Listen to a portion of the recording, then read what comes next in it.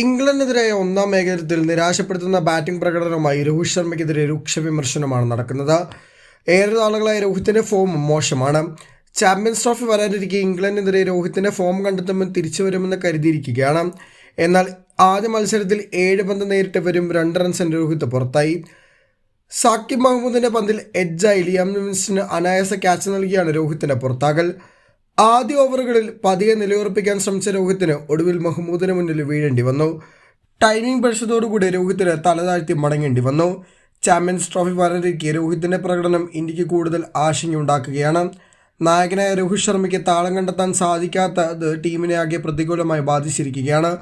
Opener Jaiswal ആദ്യമേ പുറത്തായിട്ടും ഉത്തരവാദിത്തത്തോടുകൂടെ കളിക്കാൻ നായകൻ രോഹിത്തിന് സാധിച്ചില്ല.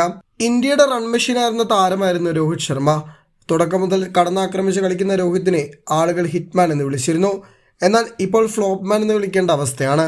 ഏകദിനത്തിൽ രോഹിത് ഫോം വീണ്ടെടുക്കുമെന്ന് കരുതിയെങ്കിലും താരത്തിന് തിളങ്ങാൻ സാധിക്കാതെ പോവുകയാണ്. അവസാന 10 ഇന്നിങ്സുകളിൽ നിന്ന് 20 റൺസാണ് രോഹിത്തിൻ്റെ സമ്പാദ്യം. അതുതന്നെയാണ് ഏറ്റവും സമ്മർദ്ദമുണ്ടാക്കിയിരിക്കുന്നത്. ഇന്ത്യൻ ടീം മാനേജ്മെൻറ്റും BCCIക്കും ആരാധകർക്കുമെല്ലാം വലിയ ആശങ്കയുണ്ടാക്കുന്ന പ്രകടനമാണ് ഇപ്പോൾ രോഹിത് കാഴ്ചവെക്കുന്നത്. ഇതേ ഫോമിൽ രോഹിത്തിന് എത്ര നാൾ മുന്നോട്ട് പോകാൻ സാധിക്കുമെന്നാണ് കണ്ടറിയേണ്ടത്.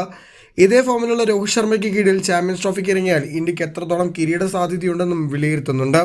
എന്തായാലും നിലവിലെ രോഹിത്തിൻ്റെ ഫോം തീർത്തും നിരാശപ്പെടുത്തുന്നതാണ്. വിരാട് കോഹ്ലിയുടെ അഭാവത്തിൽ ഏകദിന അരങ്ങേറ്റത്തിന് അവസരം ലഭിച്ച ജയ്സ്വാളിന് തുടക്കം മുതലാക്കാനായില്ല.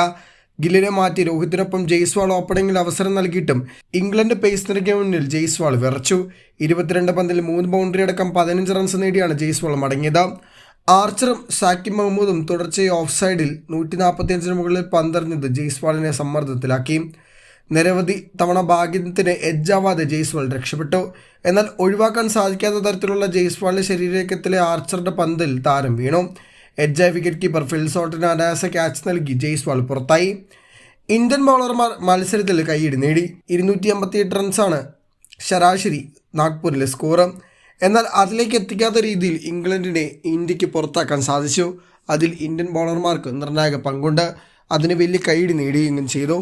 എന്നാൽ രോഹിത്തിനെ പോലുള്ള സീനിയർ താരത്തിൻ്റെ ഫോം ഇന്ത്യക്ക് പ്രതികൂലമായി തന്നെ ബാധിക്കുന്നുണ്ട്.